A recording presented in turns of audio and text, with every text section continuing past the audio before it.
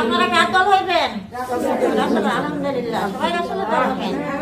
আচ্ছা, আমার ইসলাম প্রিয় মা বোনেরা, আমার কোরআন প্রিয় মা বোনেরা, আমার অন্তরের সল থেকে আপনাদের সবাইকে সালাম পেশ করলাম।